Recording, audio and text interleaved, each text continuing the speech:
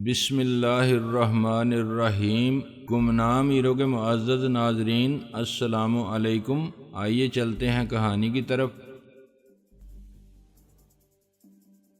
سرکاری عہدیدار رسمی کارروائی کے طور پر افسوس کا اظہار کرنے آئیں گے، بیان دیں گے۔ اس سازش میں ملوث افراد کے ساتھ آہنی ہاتھوں سے نپٹا جائے گا۔ مجرموں کو عبرت ناک سزا دی جائے گی۔ وہ غیر ملکی ہاتھ کے ملوث ہونے کے سوال پر ذو معنی جواب دیں گے، ہاں بھی اور نہیں بھی۔ امکان کو مسترد نہیں کیا جا سکتا۔ جب اے ایس پی کے ساتھ علاقے کا ایس ایچ او آیا تو اس کے ساتھ ہی ایک ٹریکٹر میں بھر کر آنے والے مسلح پولیس والوں نے ہر طرف سے شاہ عالم کو نرگے میں لے لیا اور ادھر آنے والے تمام راستوں کی ناکہ بندی کر دی۔ میرے آس پاس رہنے والوں کے لیے یہ صورتحال بڑی ناخوشگوار اور ناپسندیدہ تھی، مگر وہ سب کچھ خاموشی سے برداشت کرنے پر مجبور تھے۔ میں نے کھل کے شمس اور قریشی کے خلاف بیان دیا۔ میں نے انہیں گزشتہ شب کے حملے کا ذمہ دار قرار دیا اور یہ کہا کہ حملہ آوروں کے ساتھ وہ خود بھی آئے تھے، مگر گیٹ پر مسلح پولیس گارڈ دیکھ کر لوٹ گئے۔ میں نے ان پر سازش اور بدعنوانی کے الزامات عائد کیے اور ان کی معطلی کو جائز قرار دیا تھا۔ ابھی میرا بیان جاری تھا کہ اشرف نے اشاروں میں رات کی ڈیوٹی دینے والے تھانے دار کو سمجھا دیا کہ وہ میرے بیان کی تصدیق کرے گا، فائدے میں رہے گا۔ شاید وہ خود بھی معطلی کے خوف میں مبتلا تھا۔ اگر میں کہہ دیتا کہ اس نے حملہ آوروں کو فرار کا موقع فراہم کیا تو وہ مشکل میں پڑ جاتا۔ اس نے تائید بیان میں ہی عافیت جانی جب میں نے کہا کہ حملہ آوروں کی گاڑی کا رنگ کیا تھا اور نمبر کیا تھا، تو اے ایس پی نے پوچھا کہ یہ سب میں نے کیسے دیکھا، کیا فائرنگ کے وقت میں باہر تھا؟ وہ شمس کی گاڑی تھی۔ میں نے کہا مجھے اس سب انسپیکٹر نے بتایا۔ بعد میں سب انسپیکٹر نے سر ہلایا۔ ہاں جی، ایک اور گاڑی پیچھے آئی تھی مگر دور سے واپس چلی گئی۔ میں نے کہا سفید رنگ کی نسان تھی یا سفید کرولا؟ سفید کرولا تھی جناب، تھانے دار نے بڑے یقین کے ساتھ کہا۔ میں نے افسوس زدہ لہجے میں کہا ہاں قریشی کی ہے سفید کرولا۔ مجھے تو نمبر بھی معلوم ہے مگر میں نے دیکھا نہیں تو کیا کہوں، نمبر تو میں بھی نہیں دیکھ سکا تھا سر، تھانے دار بولا۔ گاڑی دور تھی اور اس کی ہیڈ لائٹس بھی آف تھیں۔ کل رات سے مجھے دھمکی والے فون بھی موصول ہو رہے تھے۔ میں نے کہا اے ایس پی نے کہا آپ نے رپورٹ کیوں نہیں کی؟ میں نے مسکرا کے کہا یہ سب ہوتا رہتا ہے ہمارے ساتھ اے ایس پی صاحب، اور فون کرنے والے اپنا نام کب بتاتے ہیں؟ کیا دھمکی دی گئی تھی آپ کو؟ میں نے کہا یہی کہ شمس اور قریشی کو معطل اور برطرف کرنے کا خمیازہ بھگتنا ہوگا مجھے۔ سر جی، مجھے بھی کسی نے فون کر کے کہا تھا کہ تم شاہ جی کو نہیں بچا سکتے۔ تھانے دار بولا۔ اے ایس پی نیا تھا مگر علاقہ تھانے دار معنی خیز انداز میں زیر لب مسکرانے لگا۔ وہ سمجھ گیا تھا کہ ڈیوٹی پر موجود تھانے دار کو میں نے پہلے ہی اپنا ہم نوا بنا لیا ہے اور اسے ہم نوائی کا صلہ بھی فراخ دلی سے عطا کیا ہے، چنانچہ وہ میرا گواہ بن گیا۔ عدالت میں وکیل اپنے موکل سے ایسے ہی بیان دلواتے ہیں۔ مجھے معلوم تھا اس ایف آئی آر کی بنیاد پر کچھ بھی نہیں ہوگا، نہ کسی کو گرفتار کیا جائے گا اور نہ مقدمہ کسی عدالت میں پیش ہوگا۔ شمس اور قریشی جائے واردات پر موجود بھی نہیں تھے۔ انہوں نے اپنی موجودگی کسی اور جگہ ثابت کرنے کا پکا انتظام پہلے ہی کر لیا ہوگا۔ ان کے وکیل بھی جوابی کارروائی کے لیے مستعد ہوں گے اور اب میرے خلاف دو جواب غزل کے طور پر ایسے ہی مقدمات کسی اور تھانے میں درج کرائے جائیں گے۔ اصل جنگ ہوگی بیان بازی کی، الزام تراشی اور کردار کشی کی، خود کو فرشتہ اور اپنے حریف کو شیطان ثابت کرنے کی۔ رہے مقدمات تو ایسے سیاسی مقدمات کا نہ آغاز ہوتا ہے نہ انجام۔ کچھ عرصے بعد جب اخبار والے بھی دلچسپی لینا چھوڑ دیتے ہیں اور پڑھنے والے بور ہو جاتے ہیں تو مقدمات خود بخود سرد خانے میں اپنی موت آپ مر جاتے ہیں۔ تفتیشی افسر رخصت ہو گیا تو میں نے کہا اشرف ہمیں فوراً پارٹی سیکریٹریٹ پہنچنا چاہیے۔ آپ کا وہاں جانا ٹھیک نہیں سر، معلوم نہیں وہاں کیا صورتحال ہو۔ اشرف نے کہا ہم پولیس کے گارڈ لے جا سکتے ہیں اپنے ساتھ۔ میں نے کہا پھر بھی رسک ہے اس میں، یہ رسک تو لینا پڑے گا۔ ایسا کیسے ہو سکتا ہے کہ میں شاہ عالم ہاؤس میں چھپ کر بیٹھ جاؤں اور اپنے مخالفین کو پارٹی آفس پر قبضہ کرنے دوں؟ اس کے علاوہ مجھے ایف آئی آر بھی لکھوانی ہے پارٹی آفس پر حملے کی اور تیمور کے قتل کی، قریشی اور شمس کے خلاف۔ حفاظتی پولیس فورس کے انچارج نے پہلے کچھ قانونی نکات اٹھائے، مثلاً یہ کہ انہیں شاہ عالم ہاؤس کی حفاظت پر مامور کیا گیا ہے اور ان کے پاس اتنی نفری نہیں ہے کہ میرے ساتھ بھی جائے۔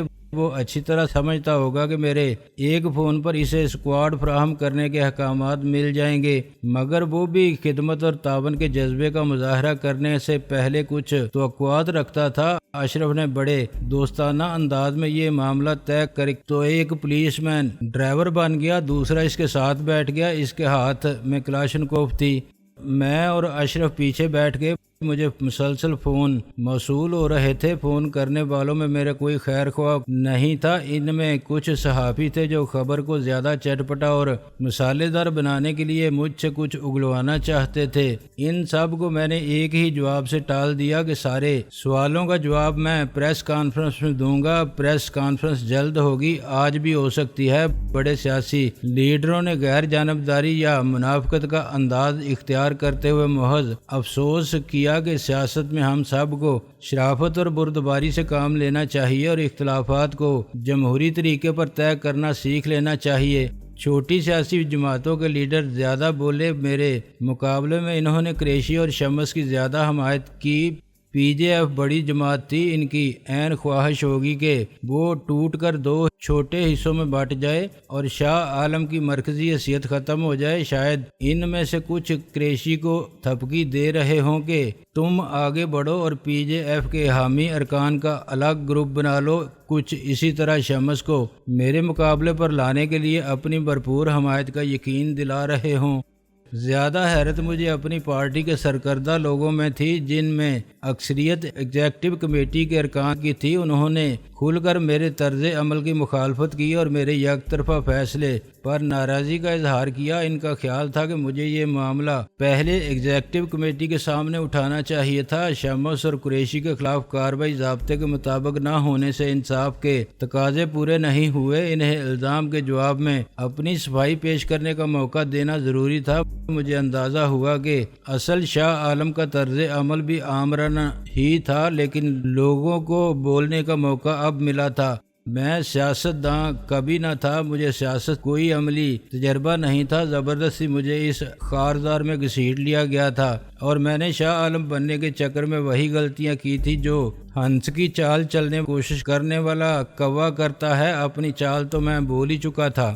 شاہ عالم کی چال بازی ابھی مجھے نہیں آتی تھی، چنانچہ میں غیر سیاسی فیصلے کر رہا تھا اور ایک کے بعد دوسری سیاسی غلطی کرتا جا رہا تھا۔ میرے مخالفین پہلے بھی کم نہ تھے، مگر اب وہ زیادہ ہو گئے تھے اور زیادہ طاقت حاصل کر رہے تھے۔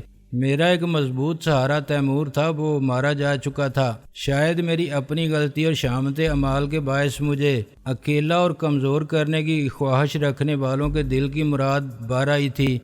اب میرے ساتھ صرف اشرف تھا، وہ نوجوان تھا اور شاید منافقت اس کے مزاج میں نہ تھی، ورنہ وہ انجام پر نظر رکھے بغیر یوں کھل کے میرا ساتھ نہ دیتا۔ وہ انتظار کرتا اور دیکھتا کہ کس کا پلہ بھاری ہے اور پھر اپنا پورا وزن بھی اسی پلڑے میں ڈال کے پورا فائدہ اٹھاتا۔ شمس اور قریشی کو نائب صدر کے عہدے سے ہٹانے کا فیصلہ میں نے سیاسی انداز میں نہیں کیا تھا۔ میری کامیابی یہ ہوتی کہ میں ان پر اپنی نیت کا دوگلا پن ظاہر نہ ہونے دیتا، پہلے انہیں اعتماد میں لیتا، انہیں اس غلط فہمی میں مبتلا کرتا کہ میں بے وقوف ہوں اور وہ مجھے اپنی مٹھی میں لے سکتے ہیں، پھر میں ان سے غلط کام اور غلط فیصلے کراتا، ان کے خلاف ثبوت جمع کرتا اور ایسے ان کی پیٹھ میں خنجر گھومتا کہ انہیں شک بھی نہ ہوتا کہ وہ میرا ہاتھ تھا۔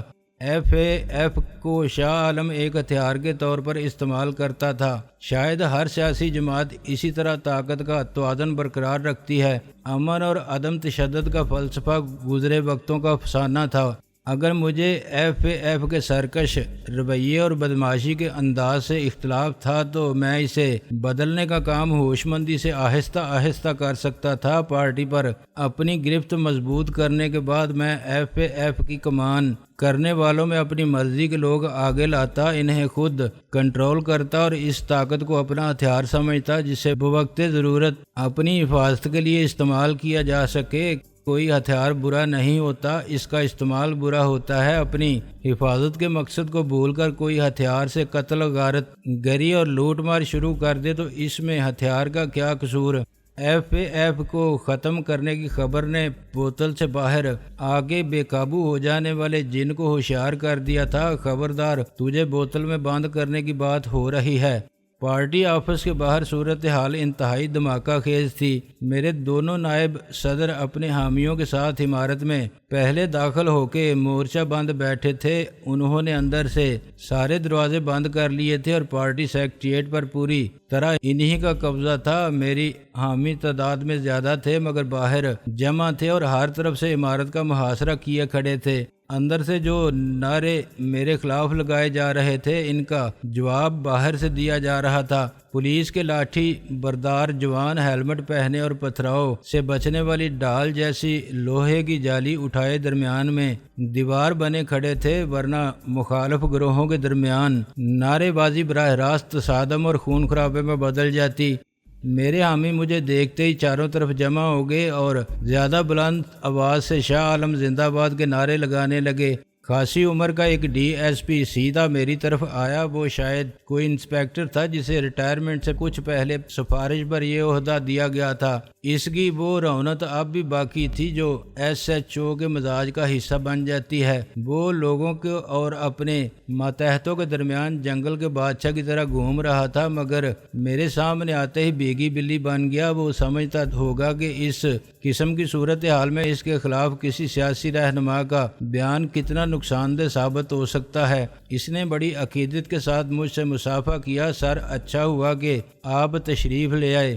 میں نے کہا، آپ کو تشریف لائے کتنی دیر ہو گئی؟ ہم تو جناب حکم ملتے ہی حاضر ہو گئے تھے، آپ مہربانی کر کے اپنے بندوں کو سمجھائیں۔ میں نے کہا، تم نے آنے کے بعد کیا کارروائی کی؟ یہ کون لوگ ہیں جو اندر گھسے ہوئے ہیں؟ انہیں باہر نکالو۔ جانتے نہیں یہ میری پارٹی کا آفس ہے؟ جانتا ہوں سر، مگر اندر بھی آپ کے نائب صدر بیٹھے ہیں۔ وہ کہتے ہیں کہ آفس ہمارا ہے، کسی نے زبردستی داخل ہونے کی کوشش کی تو ہم مزاحمت کریں گے۔ اوہ، تم ڈر گئے؟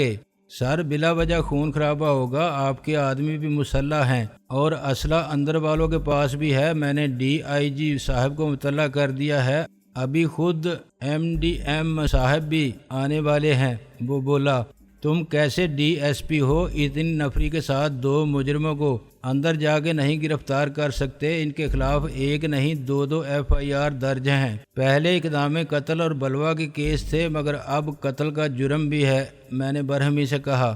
ڈی ایس پی بوکھلا گیا، میرے علم میں کوئی ایف آئی آر نہیں ہے سر۔ میں جو بتا رہا ہوں، ابھی خود اے ایس پی صاحب آئے تھے میرے گھر پر اور تھانے دار نے وہاں بیٹھ کے ایف آئی آر کاٹی تھی۔ میں نے کہا، انہوں نے میرے گھر پر فائرنگ کرائی تھی۔ قریشی اور شمس قاتل ہیں، میرے سینئر نائب صدر تیمور کے قاتل۔ تیمور صاحب، اس نے کچھ کہنے کی کوشش کی۔ اس سے پہلے بہت سی آوازوں نے کہا، شاہ جی وہ ٹھیک ہیں ہسپتال میں۔ میں نے آس پاس کھڑے ہوئے لوگوں کی طرف دیکھا۔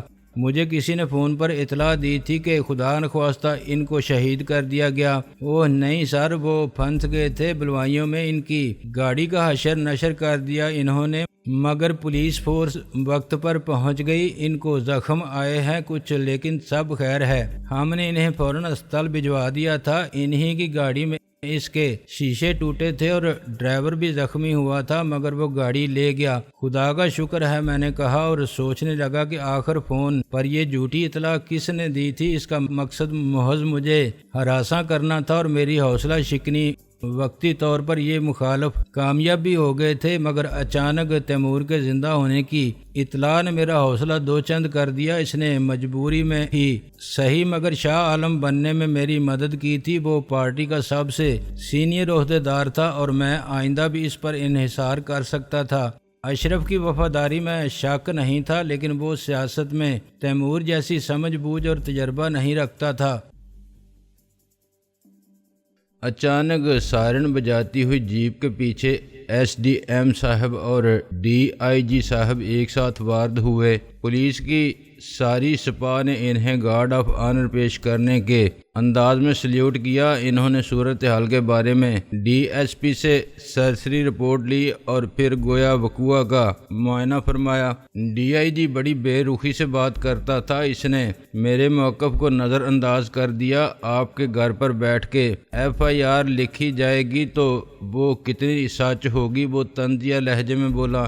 کیا مطلب یہ کہ مخالف بھی کسی دوسرے ایس ایچ او کو اسی طرح گھر بلا کے آپ کے خلاف ایسی ہی رپورٹ لکھوا دیں گے؟ کون ایس ایچ او انکار کر سکتا ہے انہیں؟ مگر اس پر میں آپ کو گرفتار کر لوں تو یہ ٹھیک ہوگا؟ ایس ڈی ایم نے کہا پلیز آپ اپنے لوگوں کو یہاں سے ہٹا دیں۔ میں نے کہا آپ صرف مجھے حکم دے رہے ہیں اور وہ جو اندر گھس کر بیٹھ گئے ہیں۔ دیکھیے یہ آپ کی آپس کی لڑائی ہے، ایک سیاسی معاملہ ہے، مگر میرے لیے یہ انتظامی مسئلہ ہے۔ ایس ڈی ایم بولا یہاں خون خرابہ ہو گیا تو کون ذمہ دار ہوگا؟ پہلے آپ اپنے لوگوں سے کہیں کہ وہ گھر جائیں، پھر میں اندر والوں کو بھی باہر نکالتا ہوں۔ باقاعدہ قانون کے مطابق ہونا چاہیے سب کچھ، ورنہ کیا میں عمارت کو سیل کر دوں گا اور پھر عدالت کے حکم پر ہی قبضہ ملے گا جس کو بھی عدالت کہے گی۔ ایس ڈی ایم نے کہا میں آپ کو 10 منٹ دیتا ہوں، اس کے بعد پولیس آنسو گیس استعمال کرے گی یا لاٹھی چارج کا حکم دینا پڑے گا مجھے؟ آپ جانتے ہیں کہ پارٹی کا چیئرمین ہوں۔ میں نے بگڑ کے کہا میں نے دونوں نائب صدور کو برطرف کر دیا ہے، یہ سب اخبار میں ہے۔ ڈی آئی جی نے ایس ڈی ایم کو مخاطب کیا آپ بحث میں مت پڑیں، اپنا کام کریں، جو مزاحمت کرے اسے گرفتار کر لیں۔ اس نے میری طرف دیکھا۔ ایس ڈی ایم کے کہنے سے پہلے میں نے اپنے حامیوں سے کہا کہ وہ مشتعل نہ ہوں مخالفین کی اشتعال انگیزی کے جواب میں۔ آپ کوئی غیر قانونی قدم نہ اٹھائیں، ہم پارٹی میں انتشار پسندوں کی رخنہ اندازی کے عزائم کو اسی طرح ناکام بنا سکتے ہیں، ہم متحد رہیں۔ مجھے اپنی آواز لوگوں تک پہنچانے کے لیے چلا کے بات کرنی پڑ رہی تھی۔ میرا انداز خطاب بھی ایک سیاسی مقرر جیسا تھا جو سٹیج پر کھڑا کسی جلسہ عام سے مخاطب ہو۔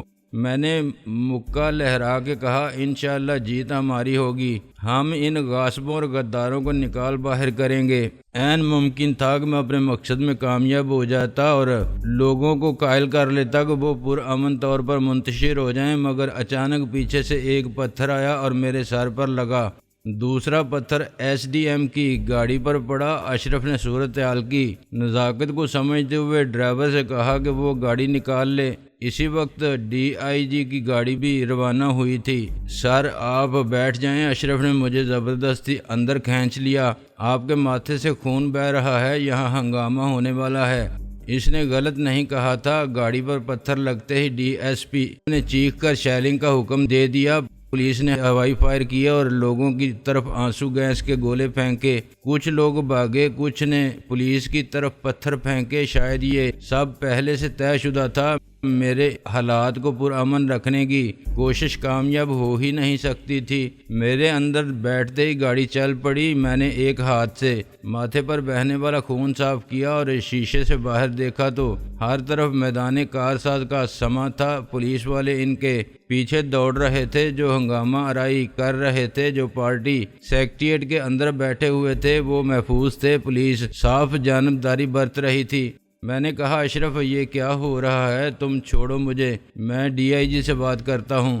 اشرف نے مجھے پکڑ لیا۔ آپ زخمی ہیں سر؟ میں نے کہا یہ معمولی خراش ہے۔ میں نے جیب سے رومال نکال کے زخم پر رکھ لیا۔ موبائل فون دو مجھے۔ ڈی آئی جی صاحب چلے گئے ہیں سر، اشرف نے کہا۔ میں آئی جی سے بات کروں گا، تم کمشنر یا چیف منسٹر کا نمبر ملاؤ۔ میں نے چیخ کے کہا یہاں کھلی دھاندلی ہو رہی ہے، یہ ظلم ہے سر، آپ سمجھنے کی کوشش کریں، پولیس اپنی مرضی سے کچھ نہیں کرتی۔ اشرف نے کہا پولیس وہی کر رہی ہے جو انہیں کرنے کے لیے اوپر سے کہا گیا ہے۔ میرا جوش و خروش سرد پڑنے لگا۔ تمہارا مطلب ہے؟ جی سر، ہنگامہ کرانے کا مقصد اور کچھ نہیں تھا، یہ ہمارے کارکن نہیں تھے لیکن پکڑے وہی جائیں گے اب۔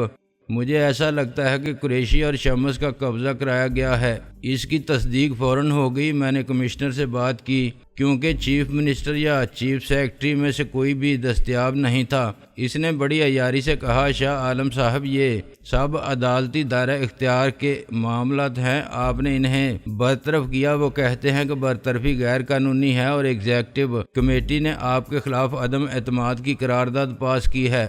چیئرمین ہی نہیں رہے، بتائیے ہم کس کی مانیں؟ وہ کہتے ہیں ہماری پارٹی ہے، چنانچہ پارٹی سیکریٹریٹ بھی ہمارا ہے۔ آپ کہتے ہیں انہیں نکال دو، وہ کہتے ہیں کہ باہر کے کسی آدمی کو اندر نہ جانے دیا جائے، مگر میں نے ایف آئی آر لکھوا دی ہے۔ ایف آئی آر تو آپ کے خلاف بھی لکھوا دی گئی ہے اور شاید آپ کو علم نہیں، عدالت سے حکم امتناعی کی درخواست بھی دائر کر دی گئی ہے۔ کس کے خلاف؟